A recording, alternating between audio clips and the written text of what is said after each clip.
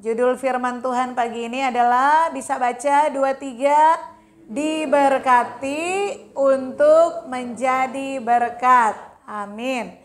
Sekali lagi judul firman Tuhan pagi ini adalah diberkati untuk menjadi berkat. Saudara lihat saya punya satu pertanyaan, jawab dengan jujur.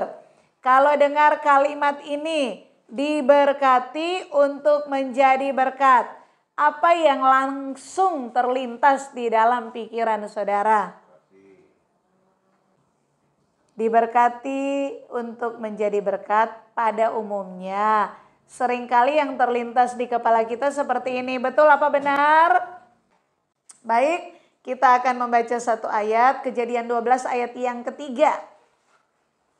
Nanti saudara boleh baca mulai ayat yang pertama, ayat yang kedua, ayat yang ketiga, dan seterusnya. Kita baca sama-sama, 1, 2, 3. Aku akan memberkati orang-orang yang memberkati engkau, dan mengutuk orang-orang yang mengutuk engkau. Dan olehmu semua kaum di muka bumi akan mendapat berkat. Amin. Nah, saudara yang kekasih, pada umumnya manusia itu sering menerjemahkan kalau bicara berkat itu berarti punya uang banyak, punya harta yang banyak. Berkat itu juga sering didefinisikan kalau punya keluarga yang baik, punya keluarga yang harmonis. Orang juga suka menerjemahkan berkat itu dengan jabatan. Wow, pekerjaannya bagus, karirnya bagus, naik terus. Atau ada juga orang yang menerjemahkan berkat itu dengan status sosial. Dia orang yang dihormati, dia orang yang dikenal banyak orang, dia orang yang dihargai. Ini pada umumnya orang menerjemahkan kata berkat seperti ini. Tetapi saya ambil definisi dari Kamus Besar Bahasa Indonesia. Kita baca sama-sama. Berkat adalah karunia Tuhan yang mendatangkan kebaikan dalam hidup manusia. Saudara kaget enggak? Menurut Kamus, definisi berkat adalah ini. Karunia Tuhan yang mendatangkan kebaikan dalam hidup manusia. Amin. Amin. Ini bukan diambil dari Kamus Alkitab. Ini dari Kamus Besar Bahasa Indonesia. Dia mendefinisikan bahwa berkat adalah karunia Tuhan yang mendatangkan kebaikan bagi manusia. Saya mau tanya, kalau saudara menerjemahkan berkat itu dengan harta, menerjemahkan berkat itu dengan keluarga, menerjemahkan berkat itu dengan karir, pekerjaan, status sosial. Saya punya pertanyaan, apakah orang yang kaya, semua orang kaya, apakah kekayaannya mendatangkan kebaikan bagi dia? Belum tentu. Saya pernah ketemu dengan seorang ibu yang dia bersaksi. Waktu multi level baru 1-2, dia salah satu multi level orang yang nomor 1 di Bali. Dia bilang, saya kalau pergi ke supermarket, semua saya ambil, saya taruh. Nggak lihat apa. Sampai di rumah ditaruh, sampai pembantunya bilang udah busuk, suruh buang semua. Uangnya nggak tahu di mana. Anaknya 3, 1 perempuan, 2 laki. Yang 2 itu meninggal semua narkoba. Kenapa? Karena terlalu banyak uang. Apakah dengan memiliki banyak uang, dengan harta itu mendatangkan kebaikan? Tidak. Kalau sesuatu yang saudara miliki tidak mendatangkan kebaikan, itu bukan berkat dari Tuhan. Tetapi segala sesuatu yang mendatangkan kebaikan bagi hidupmu, itu berkat dari Tuhan. Artinya apa? Harta, keluarga, jabatan, status sosial, itu bukan berkat, itu hanya sarana. Amin. Sarana yang Tuhan pakai untuk saudara bisa melihat kebaikan Tuhan lewat sarana itu. Tetapi itu bukan tujuan. Amin. Tujuannya apa? Lewat sarana itu saudara menerima kebaikan Tuhan.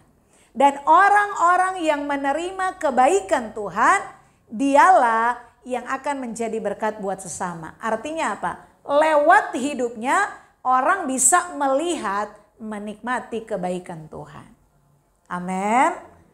Di dalam Roma 8 ayat 28 saya mau menegaskan kata kebaikan. Dikatakan begini bunyi ayat tersebut, kita tahu sekarang bahwa Allah turut bekerja dalam segala sesuatu untuk mendatangkan apa? Kebaikan bagi mereka yang mengasihi Dia, yaitu bagi mereka yang terpanggil sesuai dengan rencana Allah. Definisi berkat adalah apa? Karunia Tuhan yang mendatangkan kebaikan bagi manusia. Roma 8 ayat 28, Allah bekerja dalam segala hal, dalam keadaan suka, dalam keadaan duka, untuk mendatangkan kebaikan. Bagi semua orang? Tidak. Hanya bagi mereka yang mengasihi Allah. Hanya bagi mereka yang mau merespon panggilan Allah. Sehingga mereka ada di dalam rencana Allah. Amin. Peristiwa apapun yang terjadi dalam hidup kita, kalau kita berpacu dari Roma 8 ayat 28, jika itu mendatangkan kebaikan, maka itu disebut berkat. Dan jika kebaikan yang kita terima bisa dinikmati oleh orang lain, bisa sampai kepada orang lain, artinya hidup kita menjadi berkat. Amin. Jadi ingat baik-baik ya, harta, uang, duit itu cuman sarana. Itu bisa menjadi berkat tetapi bisa menjadi kutuk. Keluarga itu bisa menjadi berkat tetapi keluarga juga bisa membawa kamu masuk neraka. Kalau kamu terlalu menggenggam erat. Status sosial, pekerjaan, jabatan semuanya itu bisa menjadi berkat. Itu disebut berkat ketika ada kebaikan Tuhan yang kamu lihat melalui pekerjaanmu, melalui jabatanmu, melalui status sosialmu yang terhormat. Amin. Mengerti sampai sini?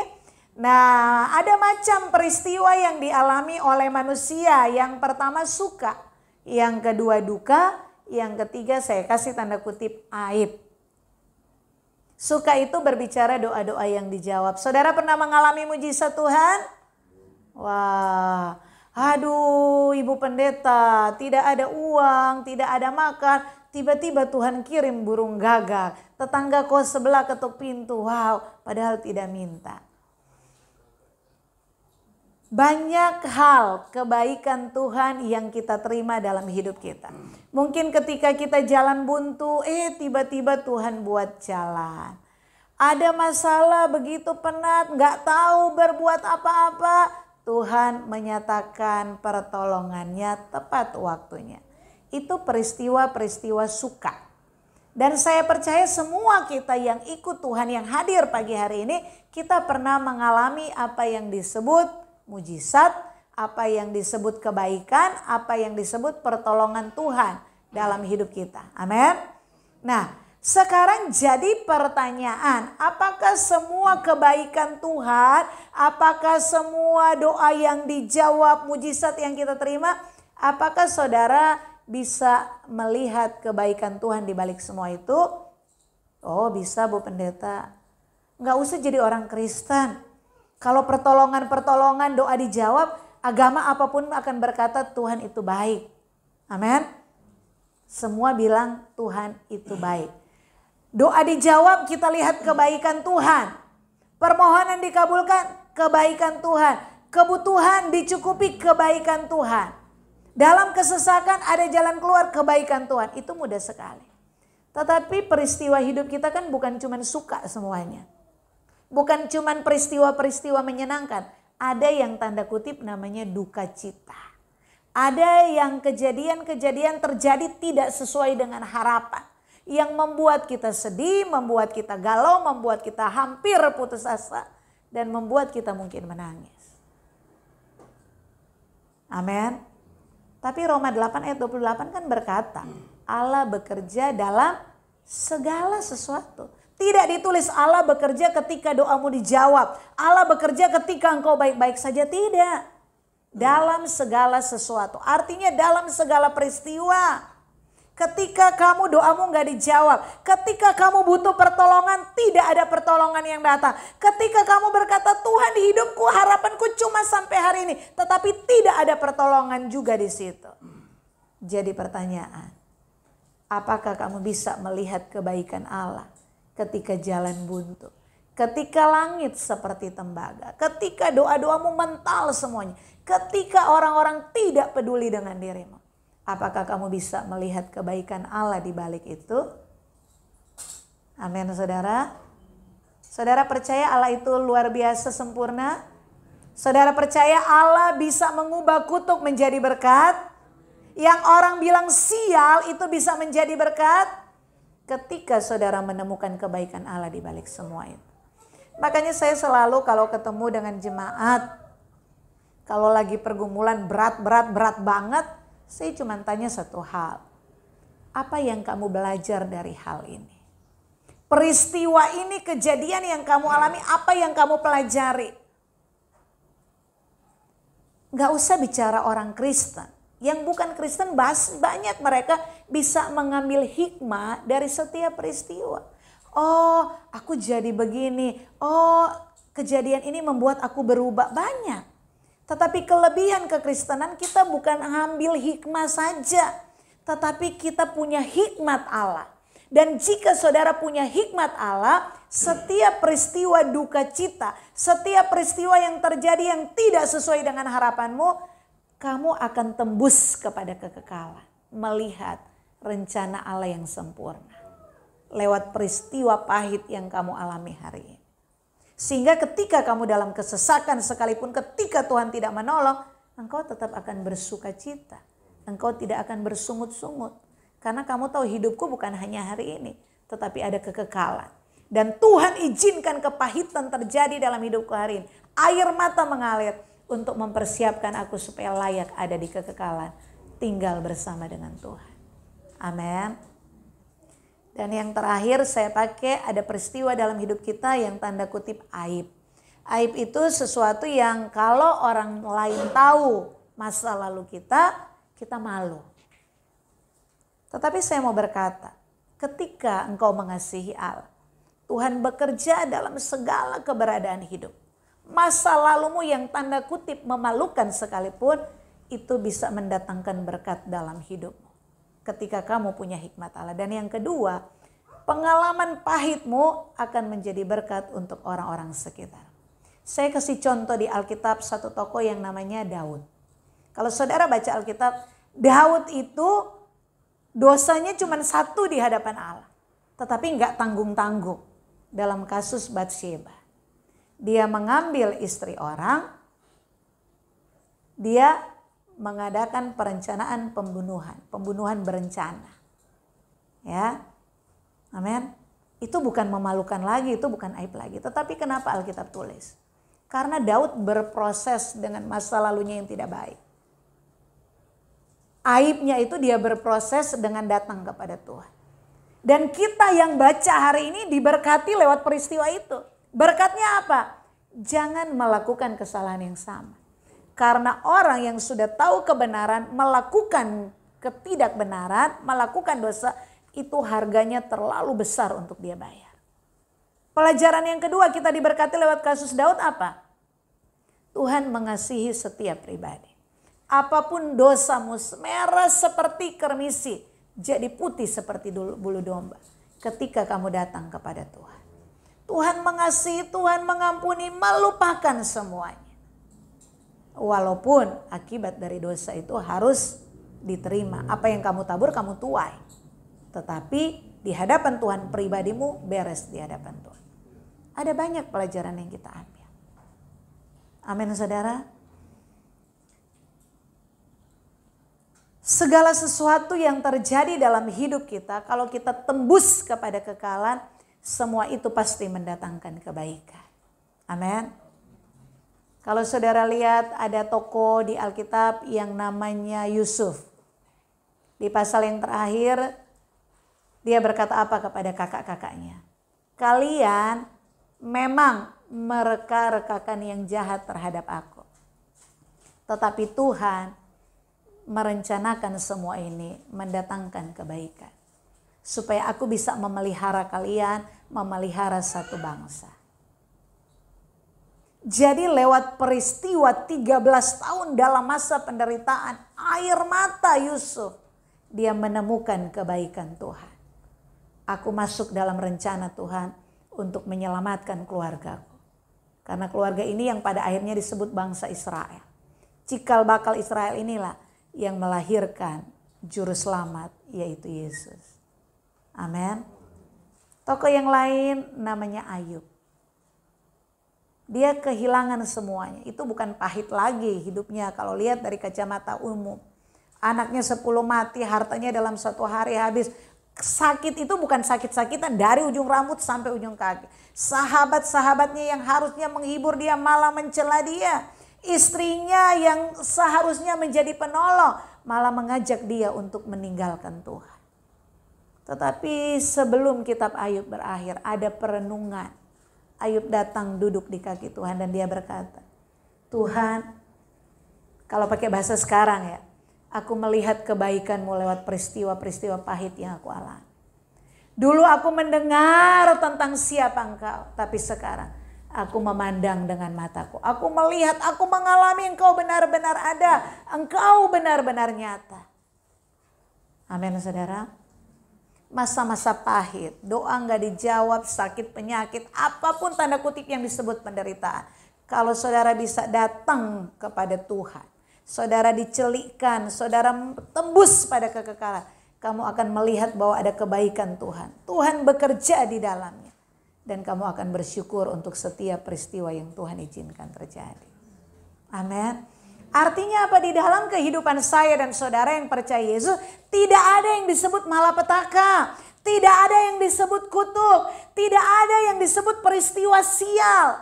Bahkan orang yang mau jahat sekalipun kepada saudara, Tuhan bisa ubah itu mendatangkan kebaikan bagi hidupmu. Amin.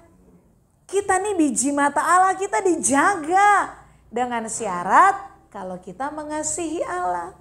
Allah turut bekerja dalam segala hal mendatangkan kebaikan bagi mereka yang mengasihi Allah. Karena hanya orang-orang yang mengasihi Allah yang bisa dilibatkan, yang bisa dilibatkan dalam rencana kekal Allah. Amin. Oke, kita akan melihat berkat Allah, kebaikan Allah. Yang pertama, Kejadian pasal yang pertama ayat 28. Untuk saudara memahami bahwa berkat Allah itu bicara tentang kebaikan Allah. Ketika setiap peristiwa dalam hidupmu kamu menemukan kebaikan Allah, itulah berkat dalam hidup. Dalam Kejadian 1 ayat 26, berfirmanlah Tuhan, baiklah kita menjadikan manusia itu menurut gambar dan rupa kita. Ayat selanjutnya Tuhan menjadikan manusia yang kita kenal namanya Adam dan Hawa. Ketika Allah menjadikan manusia Adam dan Hawa, ayat 28 Kejadian 1, Allah memberkati mereka. Lalu berfirmanlah Allah kepada mereka. Firman Allah apa? Beranak cuculah, bertambah banyaklah, dan seterusnya. Saudara yang kekasih, dari peristiwa Adam dan Hawa Kejadian 1 ayat 28, kita melihat berkat kebaikan Allah dalam kehidupan mereka, yaitu mereka dilibatkan. Adam dan Hawa dilibatkan dalam rencana kekal Allah. Amin. Allah kan waktu menjadikan manusia, rencana Allah pengen punya keluarga. Dia sebagai Allah, dia sebagai pencipta. Dan manusia sebagai ciptaan itu disebut anak-anak Allah. Makanya kalau saudara baca, Adam itu disebut anak Allah di dalam Injil Lukas, dalam silsilah Yesus. Nah, saudara yang kekasih, berkat Allah, kebaikan Allah dinyatakan kepada mereka dengan jalan apa? Melibatkan mereka dalam rencana kekal Allah. Waktu Allah menjadikan manusia, langit bumi, kan tidak ada dalam rancangan Allah manusia jatuh dalam dosa. Rencana Allah manusia tuh hidup kekal bersama dengan Allah di Taman Eden. Amin saudara. Tetapi kenyataan Kejadian pasal yang ketiga menulis manusia gagal melakukan bagiannya. Amin. Manusia sudah dijanjikan diberkati oleh Allah. Dengan catatan beranak cucu lakukan bagian. Rencana Allah tidak pernah berubah. Tetapi manusia yang berubah. Manusia tidak taat. Manusia tidak memantaskan, tidak melayakkan dirinya untuk menjadi mitra kerja Allah. Akhirnya rencana Allah memiliki keluarga yang disebut anak-anak Allah tertunda. Amin saudara. Yang kedua kita belajar tentang berkat atau kebaikan Allah dari kisah Abraham. Yang kita baca tadi Kejadian 12 ayat 1 sampai 4. Berfirmanlah Allah kepada Abram, namanya masih Abram. Abram, keluar dari negerimu, tinggalkan sanak keluargamu, tinggalkan semuanya. Pergi ke satu tempat yang akan aku tunjukkan. Aku akan memberkati engkau, aku akan membuat keturunanmu masyhur. Aku akan, pokoknya semua berkat-berkat Tuhan janjikan. Kebaikan Allah di dalam kehidupan Abraham adalah melibatkan Abraham dalam rencana Allah. Itu disebut kebaikan Allah. Bagaimana supaya Abraham bisa terlibat? Keluar dari negerimu, tinggalkan bangsamu, tinggalkan sanak keluargamu, masuk ke rencanaku. Dan kalau kamu masuk dalam rencanaku, semua berkat yang aku janjikan jadi milikmu. Kamu akan diberkati, kamu akan jadi bangsa yang besar. Waktu Abraham menerima janji, dia usianya sudah 75 tahun Alkitab menulis. Dan dia tidak mempunyai anak. Apa yang mustahil ketika saudara masuk dalam rencana Tuhan menjadi tidak mustahil. Karena lewat hidupmu Tuhan mau menyatakan kemuliaannya. Amin. Kejadian 22 ayat 15 sampai 18 Alkitab menulis untuk yang kedua kali janji Allah datang kepada Abraham. Kalau pakai bahasa bebas Tuhan berfirman seperti ini. Abraham, terima kasih kamu sudah melakukan bagianmu. Kamu sudah masuk terlibat menjadi mitra kerjaku, menggenapi rencanaku. Karena kan lewat Abraham akhirnya muncul yang namanya bangsa Israel. Karena Allah kagum, Allah bangga Abraham mau melibatkan diri dalam rencana Allah. Janji kepada Abraham diperbaharui lagi. Abraham, bukan cuman kamu yang aku berkati. Berkat yang aku janjikan kepadamu itu akan dinikmati sampai kepada keturunan. Diperpanjang janji berkat Allah. Kenapa? Karena Abraham mau terlibat. Jadi orang tua yang punya anak gak usah bingung mau tinggalkan deposito, mau tinggalkan warisan. Kalau punya kemampuan lakukan. Kalau gak punya kemampuan gak usah maksain diri. Kenapa? Karena warisan yang sesungguhnya ketika orang tua takut akan Allah, mengasihi Allah, anak-anakmu pasti dikasihi oleh Tuhan. Amin. Anak-anakmu pasti dilindungi oleh Tuhan. Anak-anakmu pasti diberkati oleh Tuhan. Artinya kalau kamu sudah punya anak, kamu ngerti kebenaran, tidak hidup dalam kebenaran, kamu mendatangkan kutuk untuk anak-anakmu. Walaupun kamu tinggalkan warisan banyak, mereka melihat keteladanan hidupmu yang tidak menjadi berkat. Amin. Amin saudara. Nah, dalam konsep perjanjian baru, berkat bukan sekedar diukur dari keluarga. Bukan sekedar diukur dari harta, bukan sekedar diukur dari jabatan atau status sosial yang kita miliki selama tinggal di dunia ini. Amin saudara. Ada banyak orang punya harta, membinasakan mereka justru. Ada banyak orang punya jabatan, terhormat lagi seperti kasus sekarang kan. Tetapi salah menyalahgunakannya. Apakah itu kebaikan? Apakah itu disebut berkat? Tidak. Berkat yang sesungguhnya adalah ketika kita bisa menemukan kebaikan Tuhan di balik setiap peristiwa hidup yang kita alami. Jadi pagi ini saya mengajak jemaat, kalau kamu dalam keadaan suka, ya tetap datang kepada Tuhan. Tuhan, aku diberkati ini loh, gajiku naik, tiba-tiba ada bonus dari kiri kanan. Tolong nyatakan bahwa ini berkat, ini kebaikan Tuhan yang bisa aku menjadi berkat bagi orang lain. Tuhan akan ingatkan, wah gerejamu kan lagi kumpulin dana, sana bawa ke sana. Aku berkati kamu supaya bisa sampai ke sana. Itu loh tetanggamu, itu keluargamu membutuhkan. Aku berkati kamu supaya bisa sampai ke sana juga. Mereka bisa bersyukur kepada Tuhan karena pertolonganmu. Jadi setiap ada kebaikan Tuhan itu bukan dinikmati sendiri. Itu ada sebagian yang Tuhan titipkan lewat hidupmu untuk orang lain. Amin. Makanya jangan serakah, jangan pelit. Yang kedua, ketika saudara dalam keadaan duka, ketika dokter berkata mungkin kita sakit ini, ketika punya masalah dalam pekerjaan seakan-akan aduh madesum, masa depan suram. Ketika kita punya pergumulan kok nggak selesai-selesai, jawabannya satu, datang duduk diam di kaki Tuhan. Tuhan, celikkan mata rohani saya supaya saya mampu melihat kebaikan Tuhan di balik peristiwa yang membuat aku harus bergumul hari-hari ini. Dan ketika saudara bisa menemukan kebaikan Tuhan di balik itu yang namanya berkat. Dan ketika kamu diberkati lewat masa-masa sulitmu, kamu siap menjadi berkat, menguatkan mereka yang mengalami hal serupa dengan yang kau alami. Amin, saudara. Temukan kebaikan Tuhan. Itulah yang disebut berkat. Ya, jadi jangan lagi di pikiran saudara kalau berkat, wah banyak uang. Wah aku diberkati, keluargaku baik, harmonis. Oh aku diberkati kalau karirku semakin baik. Itu cuman sarana. Sarana yang Tuhan pakai untuk menyatakan kebaikan Tuhan.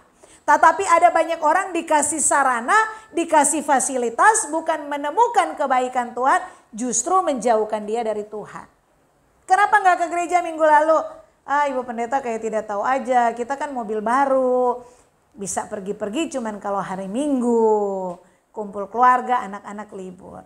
Jadi minggu lalu kita jalan-jalan pergi ke Bedugul. Loh minggu ini kok nggak gereja juga tadi kemana? Ya minggu ini kita pergi ke Kintamani. Lah minggu depan izin lagi Bu Pendeta mau kemana? Mau pergi ke Karangasem. Berkat kalau ada kebaikan Tuhan yang saudara terima. Kebaikan Tuhan apa? Ketika saudara terlibat dalam rencana kekal Tuhan. Amin. Kita baca sama-sama ya 2-3. Diberkati untuk menjadi berkat artinya ketika orang percaya terlibat dalam rencana kekal Allah. Saudara mau diberkati? Terlibatlah dalam rencana kekal Allah. Saudara sudah terlibat dalam rencana Allah? Pantaskan dirimu untuk jadi mitra kerja Allah. Bagaimana saya memantaskan diri saya? Roma 8 ayat 14, hiduplah dipimpin oleh Roh. Artinya taat. Kenapa Adam dan Hawa gagal? Karena tidak taat. Kenapa Abraham menerima berkat bukan hanya untuk dirinya tapi sampai kepada keturunan, bahkan sampai kepada saya dan saudara? Jawabannya satu, karena dia taat. Yang kedua, bagaimana memantaskan diri kita untuk jadi mitra kerja Allah? Hidup dalam rencana Allah, yaitu berubah. Makanya tema gereja ini kan hari-hari ini berbenah dan berbuah. Berubah. Berbenah dan berubah supaya kita berbuah. Berubah. Kita sudah tahu ada kodrat dosa. Ada manusia lama. Ada yang jahat yang selalu menarik-narik kita untuk kembali kepada dosa. Tapi lewat kebenaran kita mengerti. Kita harus berjuang memiliki kodrat ilahi. Kita harus memiliki manusia baru. Kita harus berkodrat ilahi. Memantaskan diri kita disebut sebagai anak-anak Allah. Karena hanya anak yang akan mewarisi kerajaan Bapaknya. Amin. Mari ada kesempatan. Setiap peristiwa yang Tuhan izinkan terjadi cuma satu tujuannya. Tuhan mau memberkati saya dan saudara. Dan ketika di balik setiap peristiwa kita bisa melihat kebaikan Tuhan. Setiap pergumulan hidup kita, kita melihat kebaikan Tuhan. Kita tembus pada kekekalan. Dan kita mau terlibat. Tuhan, aku mau berproses. Terlibat dalam rencana Allah itu artinya apa? Saudara mau berubah, itu namanya terlibat dalam rencana Allah. Dan ketika saudara berubah, hidupmu baru memberkati orang lain. Karena orang lain gak dengar apa yang kamu ngomong. Orang lain melihat hidupmu. Ketika hidupmu menunjukkan kasih Tuhan. Perbuatan. Ketika mulutmu menyatakan kebaikan-kebaikan Tuhan, memberkati banyak orang. Tuhan dipermuliakan lewat hidup. Kamu bukan hanya menolong mereka dari tidak bisa makan jadi makan. Tapi mereka akan melihat Kristus hidup di dalam kamu. Amin. Mereka melihat kuasa Allah bekerja lewat hidup. Mereka menerima uluran tangan Allah lewat tanganmu. Mereka menerima belas kasihan Allah lewat belas kasihan. Mereka bukan hanya diselamatkan dari tidak bisa makan punya makan. Tapi mereka bisa menerima kasih karunia. Untuk juga menjadi anak-anak Allah. Yang akan menggenapi rencana Allah di kekekalan. Di mana Allah ingin memiliki satu keluarga. Dia Bapa, kita anak-anaknya. Amin. Diberkati untuk menjadi berkat. Tuhan memberkati, mari kita bangkit berdiri.